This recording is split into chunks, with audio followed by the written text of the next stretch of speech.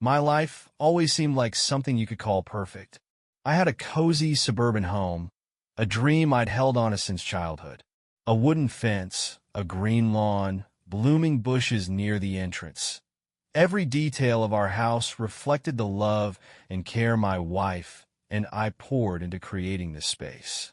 It was our shared paradise, where everything was under control. My wife, whom I considered the most important person in my life, was the one who truly brought the house to life. She was gentle, always smiling, and her voice carried a warmth that made me long to come home after a tough day just to be near her. We spent our evenings watching old movies, laughing at our silly jokes, and making plans for the future. Everything seemed so flawless that I often thought, how did I get so lucky? Our neighbor John was the kind of guy everyone knows and loves.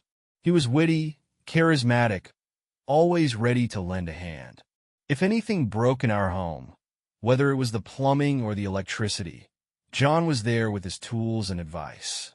He became such a regular presence in our home that I stopped seeing him as just a neighbor and started considering him part of our family.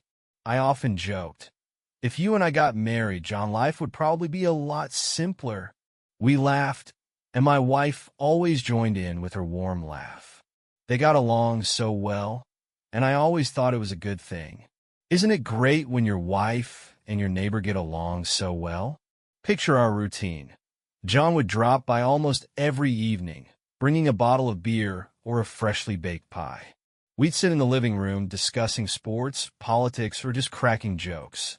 My wife always joined in on these conversations, sometimes even more than I did. She was witty and loved to add fuel to the fire of our friendly debates with her jokes or comments. Honestly, I was even glad they got along so well. In my eyes, it only strengthened our shared life. I thought, my wife is happy, my neighbor is content, and I have great company. What more could I ask for in a perfect life? I couldn't have imagined that behind this perfect facade lay something much deeper. Something that, like a spider, was quietly spinning its web around my life. All those peaceful evenings, all those jokes, and the ease of their interactions were just the beginning of something much darker. And you know what hurts the most? At that moment, I didn't see anything unusual. I was blinded by how flawless my life seemed.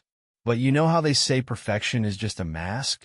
I started to understand this when small details began to shatter my illusion. But at that point in this part of my story, I still had no idea that it would all end in the destruction of my world. Back then, I didn't know that the neighbor I jokingly called my best friend and my wife, whom I consider my better half, were already part of a story I would never want to read to the end. At first glance, everything seemed perfectly normal. John, our neighbor, was a frequent guest in our home. He always helped with minor repairs, like a true jack-of-all-trades. If a faucet broke and I didn't have the time or desire to fix it, John was always there, toolbox in hand and a smile on his face. I even thought it was convenient. Who wouldn't want a neighbor like that, always ready to help at a moment's notice? But over time, I started noticing something strange. At first, it was small things that most people wouldn't even pay attention to. For example, John began coming over more and more frequently. If he used to drop by a couple of times a week to help out or just have a cup of coffee, now he was at our house almost every day. And not just for a short time, he would stay for hours. He always found some reason to stick around. A light bulb in the kitchen needed replacing, or the cabinet doors suddenly started creaking and needed adjusting. One day, I came home early from work and found John having lunch with my wife. They were sitting at the kitchen table, talking and laughing. At first glance, it seemed perfectly innocent. But their laughter, it was too light, too personal. They had that kind of conversation that people who deeply understand each other usually have. And it made me feel a little like a stranger in my own home. My life had always seemed perfect. A cozy suburban home, a loving wife, and a close-knit community that felt like family. Our house, with its wooden fence, green lawn, and carefully tended flower beds reflected the love and care my wife and I had poured into creating a sanctuary we could call our own. It was our shared paradise, where everything felt under control. My wife was the heart of our home.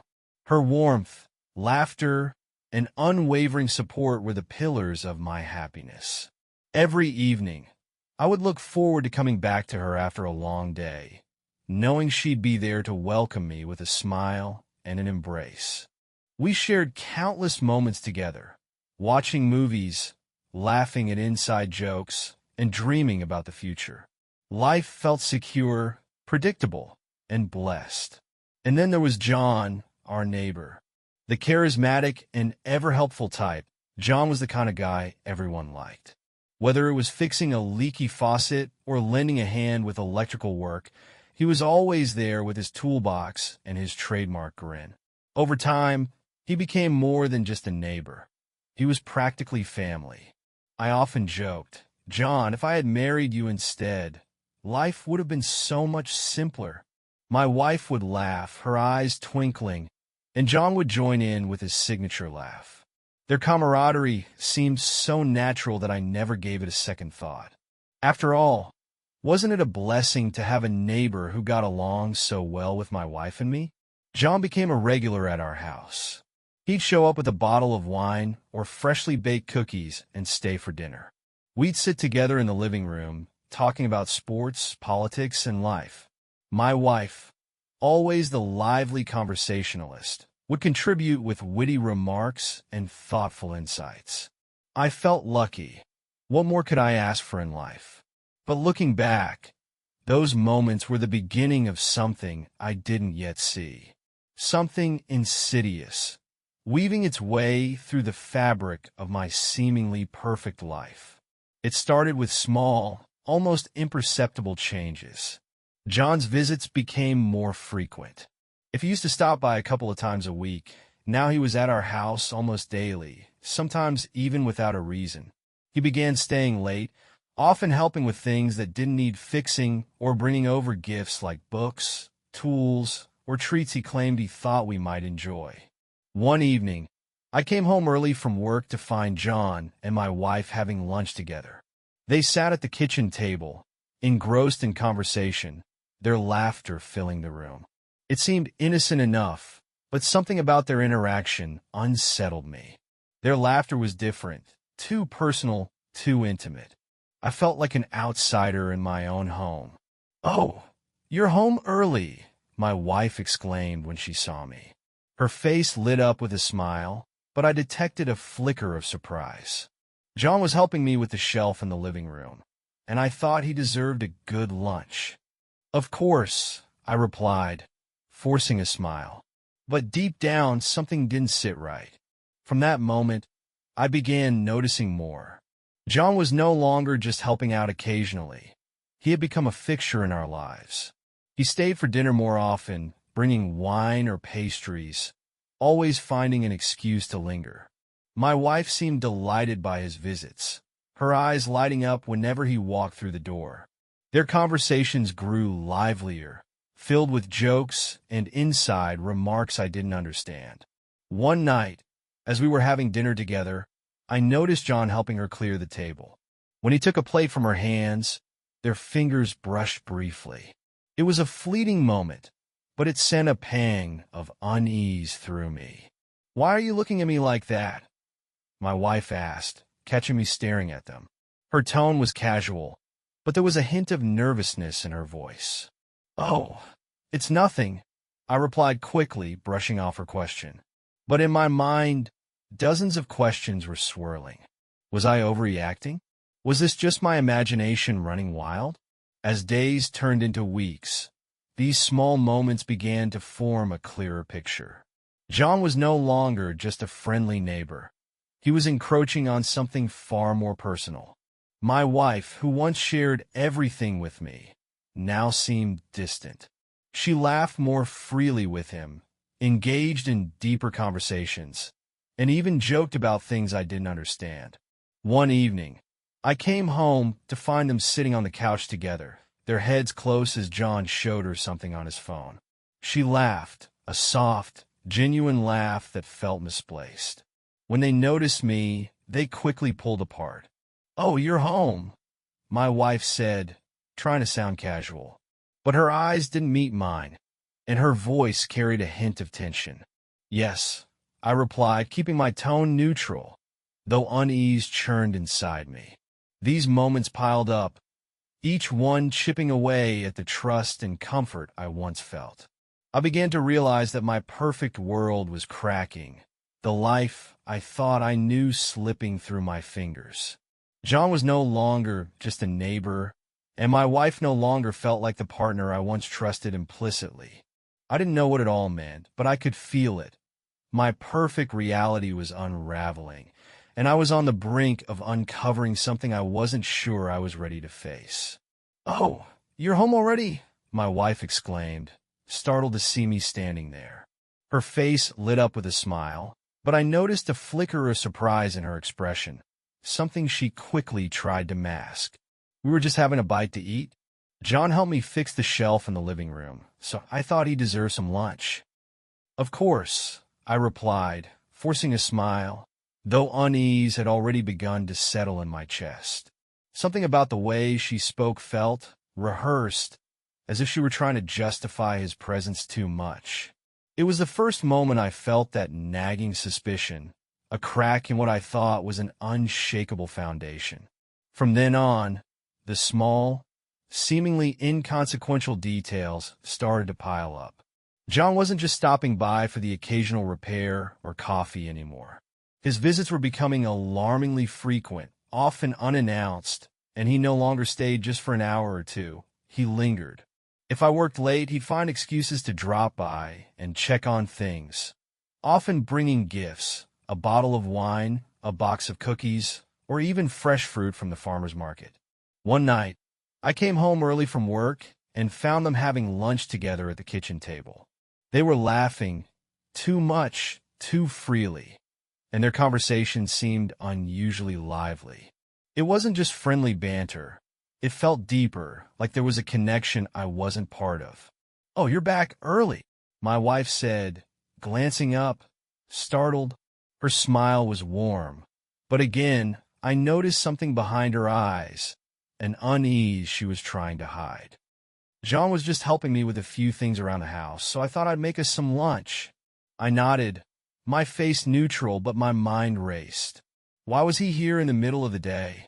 Why did they seem so comfortable, so close?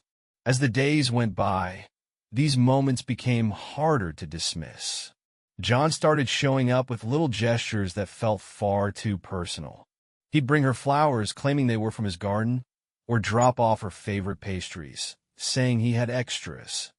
My wife always seemed genuinely thrilled by his visits, her face lighting up in a way I hadn't seen in years. Their laughter grew louder, their conversations deeper, and I began to feel like an outsider in my own home. One evening, we were having dinner together, just the three of us, and I noticed something that sent a chill down my spine. As my wife reached across the table to pass John a dish, their hands brushed for just a second longer than necessary. It was a small gesture, almost imperceptible, but it felt intimate in a way that made my stomach churn. "Why are you looking at me like that?" my wife asked suddenly, catching my gaze. Her tone was casual, but there was an edge to it, a defensive undertone that made me feel like I had stumbled onto something I wasn't supposed to see. "Nothing," I said, shaking my head and forcing a smile. But inside, I couldn't shake the gnawing feeling that something was wrong. One night, I came home to find them sitting side by side on the couch, their heads bent over John's phone. My wife was laughing, a genuine, full-bellied laugh I hadn't heard in ages. When they noticed me standing in the doorway, they immediately pulled away from each other, the mood in the room shifting in an instant. "Oh, you're home," she said quickly, her tone overly casual. But her eyes didn't meet mine, and her voice carried a tension I couldn't ignore. "Yes," I replied flatly, my chest tightening as I watched them. There was an unspoken energy in the room, an undercurrent of something I couldn't quite name. But I knew one thing. I no longer felt like I belonged in that space. It was as if an invisible wall had been built between them and me. The final straw came one ordinary Saturday.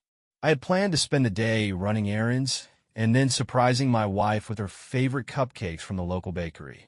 I finished early and headed home, looking forward to an afternoon together. But as I pulled into our street, my heart stopped. There he was, John, standing on our front porch, holding a bottle of wine wrapped in decorative paper. His posture was relaxed, almost smug, and he knocked on the door as if he had every right to be there. Within seconds, my wife opened the door, her face breaking into a wide, genuine smile. She looked happy, too happy. I sat frozen in my car, watching as they exchanged a few words before she stepped aside to let him in. There was something in her body language, something unmistakably intimate. She leaned slightly toward him, her hand briefly brushing his as she took the wine. It was a gesture I couldn't dismiss as casual. It spoke volumes. I gripped the steering wheel, my knuckles white as my mind raced. This wasn't just my imagination. This wasn't just paranoia. Something was happening. Something I couldn't yet fully comprehend, but it was tearing through the carefully constructed facade of my life. I stayed in the car for a while, my heart pounding in my chest. I wasn't ready to confront them. Not yet. But in that moment, I knew one thing for sure. The life I thought I knew, the marriage I believed was solid, was slipping away. And I was about to uncover a truth that would change everything. "Oh, you've already come home," she exclaimed with a startled smile. It was a smile that should have eased my concerns, but instead, it struck me as forced, just a little too bright. In her hand was the bottle of wine he had brought.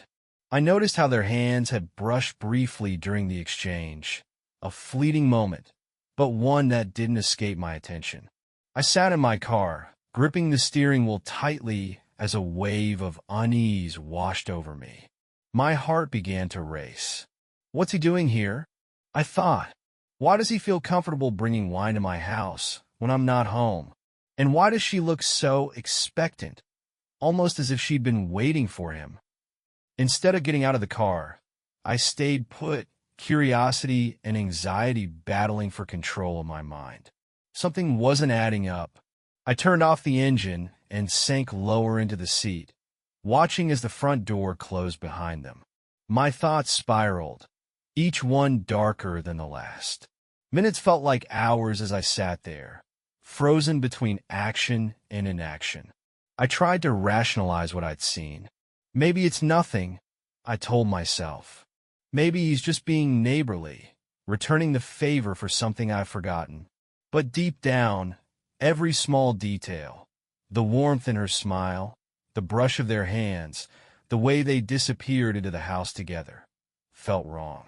Unmistakably wrong. My gaze stayed locked on the house. I was hoping, praying, that he'd emerge quickly, bottle of wine or not, and put my doubts to rest. But the minutes dragged on, and the door remained closed. The longer I waited, the heavier the pit in my stomach grew. Memories began flooding back to me. Every moment, every little detail I'd dismissed before.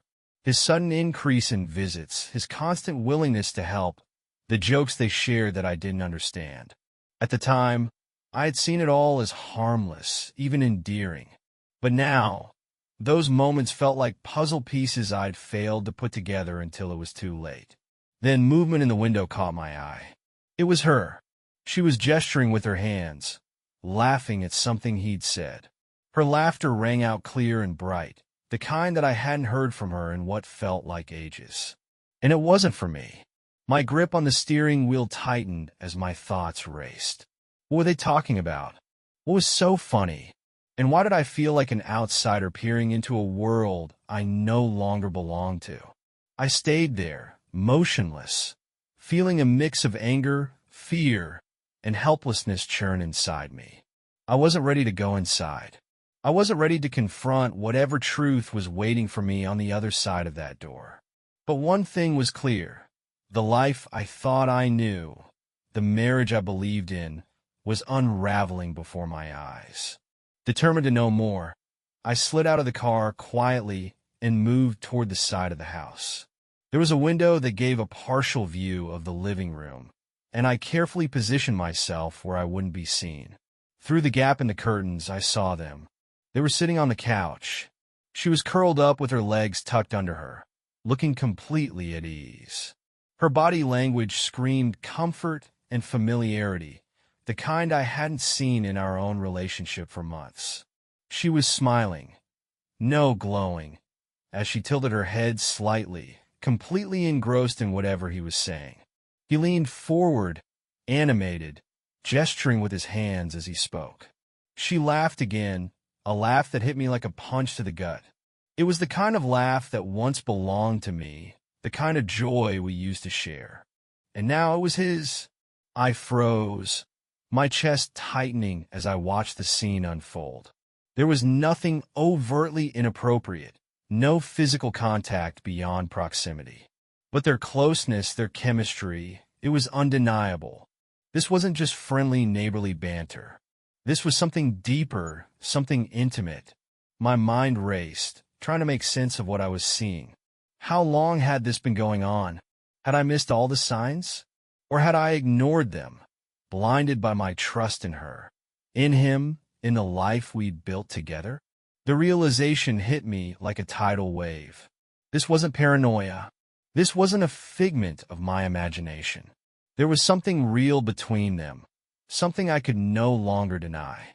And as I stood there, hidden in the shadows, I knew that the world I'd built was on the brink of collapse. "Are you already home?" she exclaimed with a startled smile. Her expression was warm, but there was a fleeting moment of surprise in her eyes that she couldn't quite hide. She took the bottle of wine from the neighbor, her fingers brushing against his as she did.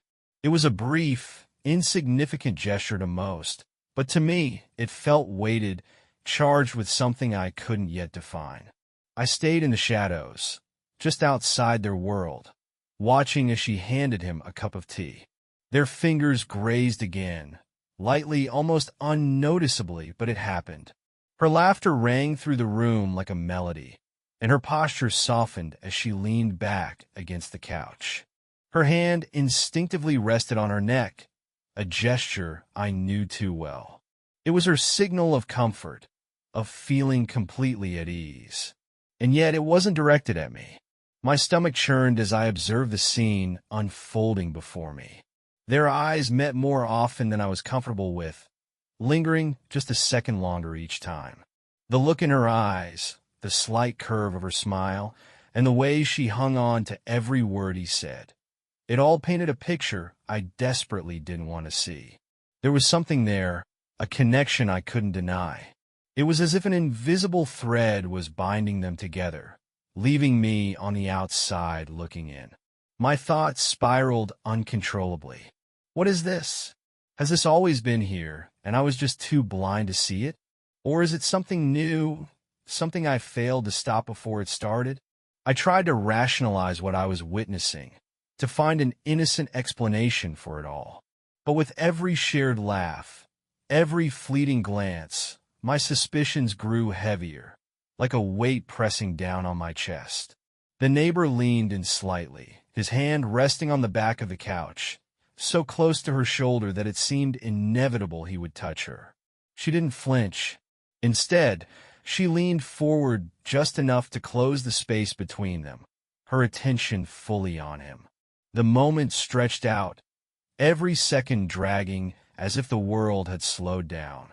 My heart pounded, but I couldn't tear my eyes away. I needed to know more. I needed to see it all. Then, as if sensing the intensity of the moment, she stood and headed to the kitchen, leaving him alone on the couch. I expected him to sit quietly, maybe check his phone or look around. Instead, he pulled out his phone, smirked at something on the screen, and slid it back into his pocket. He looked too comfortable, too at ease in my home. It was the kind of ease you'd expect from someone who believed they belonged there. When she returned, holding 2 steaming cups of tea, She handed one to him. Their fingers brushed again, and though it was an insignificant motion, it sent a pang of anger through me. They looked like a couple, a pair so used to each other's presence that their closeness felt second nature.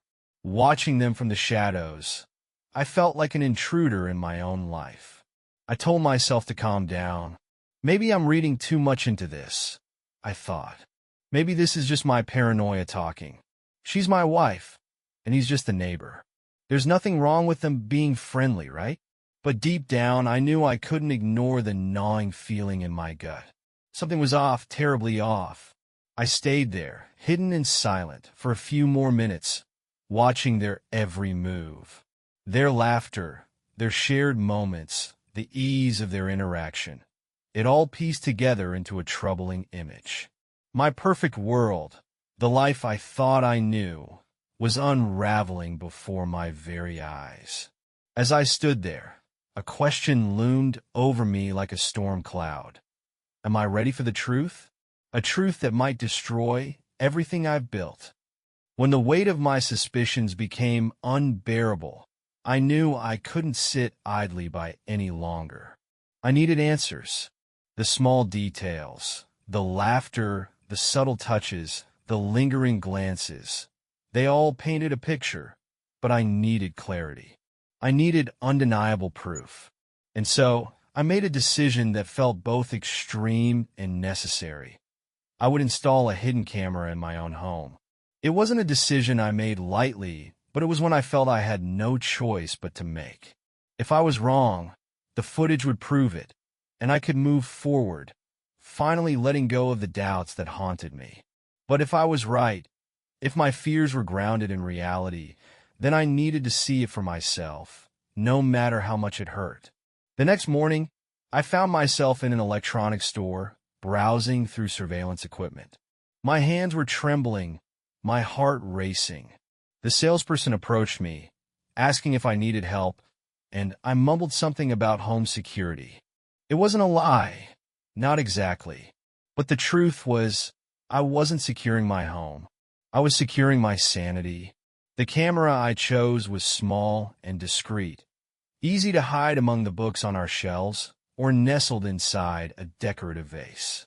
It recorded both audio and video and allowed me to view the footage remotely from my phone. It was perfect for staying unnoticed.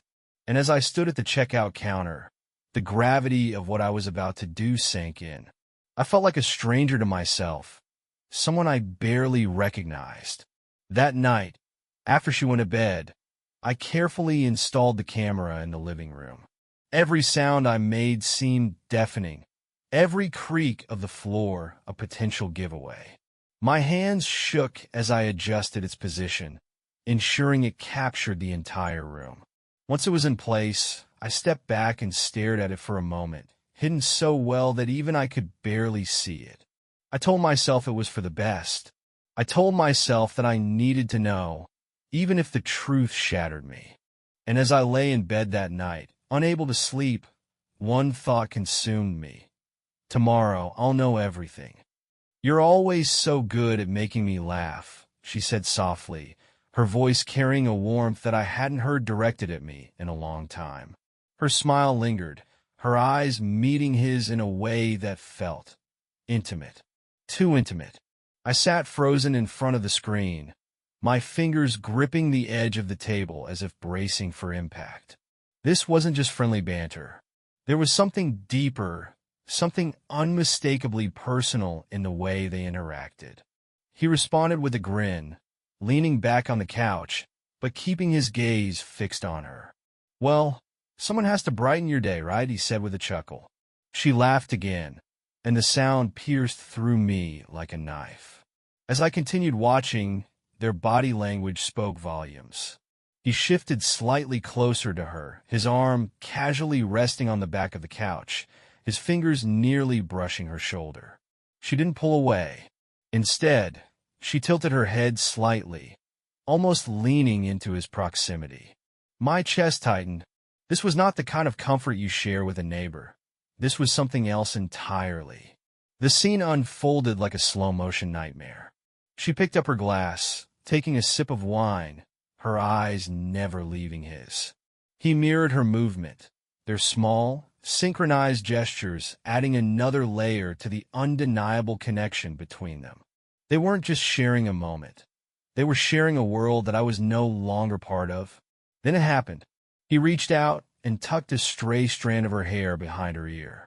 The gesture was quick, almost casual, but her reaction wasn't. She froze for a split second, her cheeks flushing ever so slightly, and then she smiled, a smile that wasn't meant for me. I felt my breath catch. This was no longer a matter of interpretation or paranoia. The evidence was right there in front of me, playing out on the screen in painful clarity. My wife, the woman I had built a life with, was sharing something with this man that was meant to be ours. I forced myself to keep watching, even as my heart screamed for me to look away. I needed to see everything. I needed to know how far this had gone. Their conversation turned quieter, more subdued, as if they were discussing something they didn't want anyone else to hear.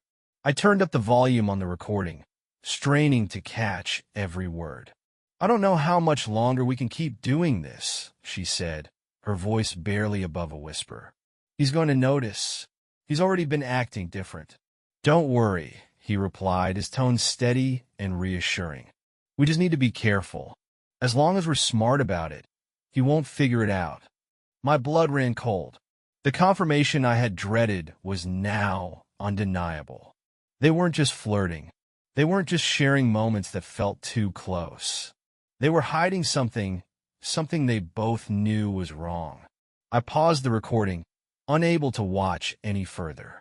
My hands trembled as I pushed the laptop away, my mind racing with a whirlwind of emotions: betrayal, anger, heartbreak, disbelief. I had suspected, but seeing it laid out before me was an entirely different kind of pain. I sat in silence for what felt like an eternity, staring at the paused image on the screen. Their smiles, their closeness. It all felt like a cruel joke at my expense. The life I thought I knew, the love I thought was unshakable, had been reduced to this.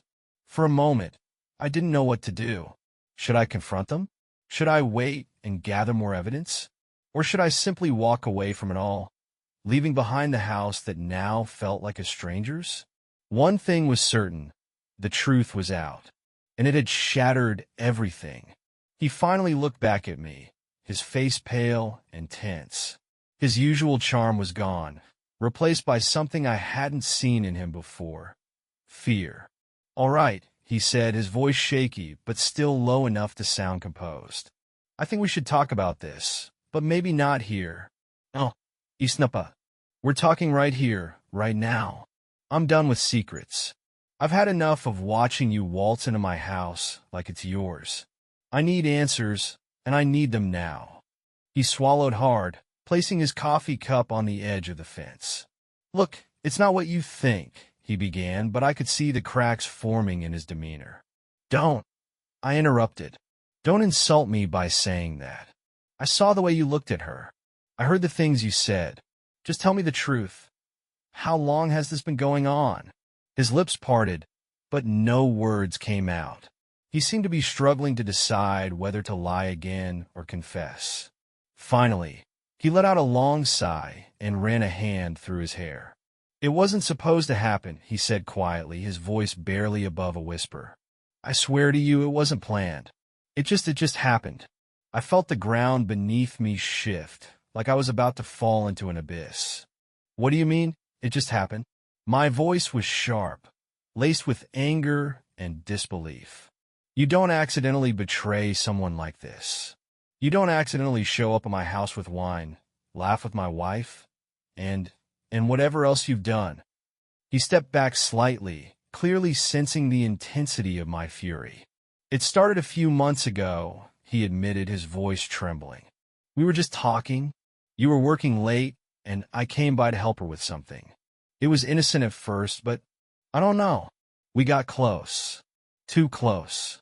I felt the air leave my lungs as the weight of his words crashed down on me. "You got close," I repeated, the words tasting bitter as they left my mouth. And you thought that was okay? To cross that line with my wife? To sit in my house and act like nothing was wrong? I didn't mean to hurt you, he said quickly, his hands raised as if to defend himself. I swear I didn't. But we didn't know how to stop. She told me she was feeling lonely, that you were always busy, and don't you dare try to blame this on me. I roared, stepping forward. You think this is my fault? That my work, my efforts to provide for her, justify what you did? You're supposed to be my friend. You're supposed to respect me, to have my back, not. I stopped, my voice cracking under the weight of my emotions. I'm sorry, he said weakly, but his words only fueled my anger. Sorry? What did that even mean now? Could an apology fix the betrayal, the broken trust, the destruction of everything I thought I knew? At that moment, I realized I couldn't bear to look at him anymore.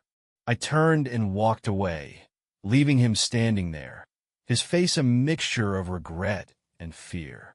My steps felt heavy as I headed back toward the house, where I knew another confrontation awaited. This wasn't over, not by a long shot. It's not what you think, she finally said, her voice barely above a whisper. Her eyes glistened with unshed tears, and her hands trembled as they gripped the edge of the counter. Then what is it? I demanded, my voice sharper than I intended, because from where I'm standing, it looks exactly like betrayal. So, tell me if it's not what I think, then what is it? She looked away, her gaze darting toward the window, as though searching for an escape. I don't know how it happened, she stammered. We never planned for this. It just happened. I let out a bitter laugh, the sound echoing in the room like a cruel mockery. It just happened? I repeated, disbelief dripping from every word. You don't just accidentally betray your husband. You don't just accidentally get close to another man. That's not how this works. Her tears began to fall then, tracing silent paths down her cheeks. I never wanted to hurt you, she said, her voice breaking. I swear I didn't. Then why? I asked, my voice lowering but no less intense. Why someone who knew us both? Someone I trusted. You knew what he meant to me. You knew how much I valued our life together. So why? She shook her head, as though trying to shake away the weight of my words. I was lonely, she admitted, her voice cracking with the confession. You were always so busy, always working. I didn't feel like I mattered anymore. And he was just there. Her words hit me like a punch to the gut. Lonely, I repeated, struggling to process what she was saying. You think I wasn't lonely? Do you think I wasn't sacrificing, working to build a life for us, for our future? Do you think I wanted to be away so much? I know, she said, her voice breaking again. I know you work hard, and I know it's not an excuse. But I felt invisible. And stop, I interrupted, holding up my hand.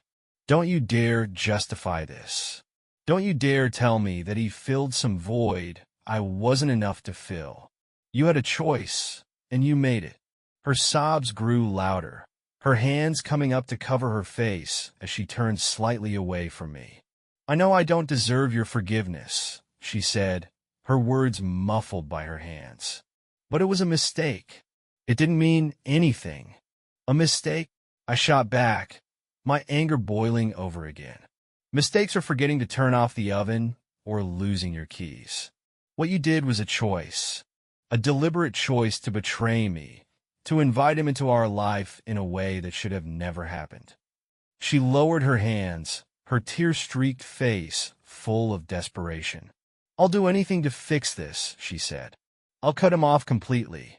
I'll go to counseling, whatever it takes. Just don't leave me. Please. I stared at her, the woman I thought I knew better than anyone in the world, and for the first time, I felt like I didn't know her at all. It's not that simple, I said quietly. You've broken something that doesn't just get fixed overnight. You've shattered my trust. And right now, I don't even know if it's something I can ever get back. Her sobs continued, and I turned away, unable to look at her any longer. The weight of her betrayal hung in the air like a suffocating fog. "I need time," I said, my voice barely audible. "Time to think. Time to figure out what comes next. But right now, I can't even look at you." With that, I walked out of the room, leaving her alone with her tears and the silence that followed. Every step away from her felt like walking further from the life I thought we had, and closer to the uncertainty of what lay ahead. "It's not what I think." I could barely hold myself back from yelling. "Then explain it to me. Tell me why he's in our house, why you sit together laughing like you're a couple. Why are you hiding phone calls from me?" She tried to say something, but her words tangled between her sobs. "It was a mistake," she finally breathed out, clutching the edge of the counter as if it could save her. I didn't know how it happened." "You didn't know?" I repeated her words sarcastically, feeling the anger boiling in my chest. "It just happened? He just showed up, and you decided this was okay? That you didn't need to tell me?" "It wasn't anything serious," she added hastily, her voice desperate. "It was just we talked, we shared thoughts, but I love you. I never wanted to destroy what we have." "Talked?"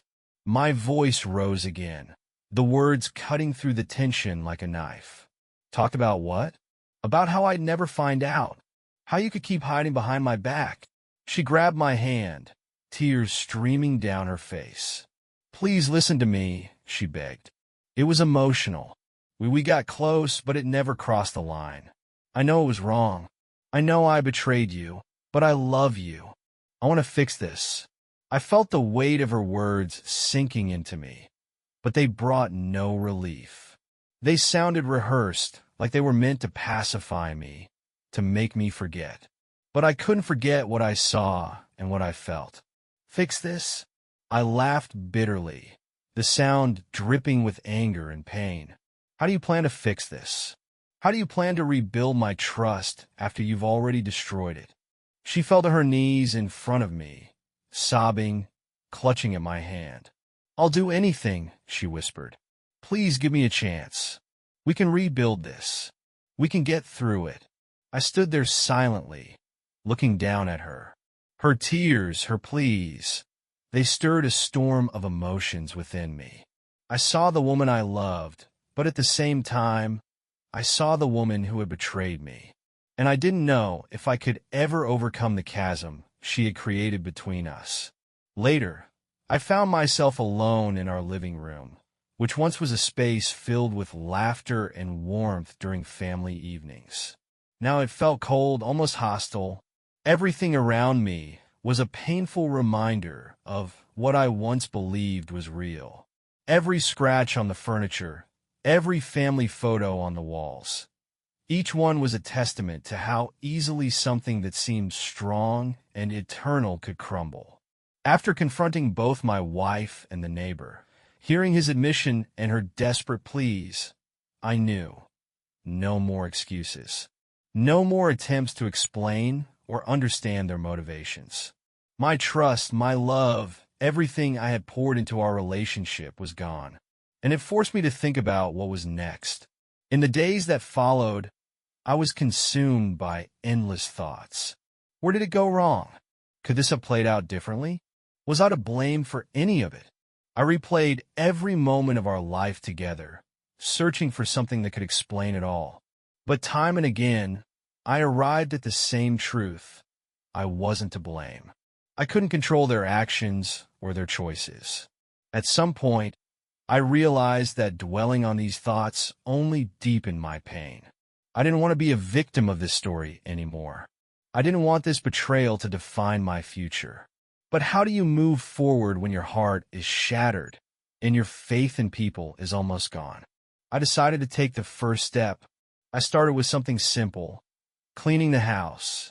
It seemed like an ordinary task, but each motion felt like part of a battle within me.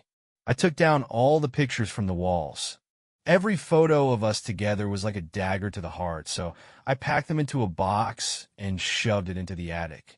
Then I got rid of all the little things that reminded me of her, trinkets, gifts, even her favorite coffee mug.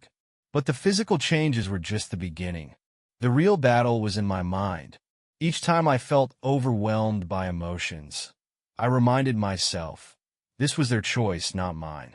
I can't change what happened, but I can decide how it will affect me. I began to reclaim my space, both physically and emotionally. Each room I rearranged, each object I discarded, felt like I was taking back a part of myself. I started running in the mornings, using every step to channel my anger, my pain, and my confusion into something constructive.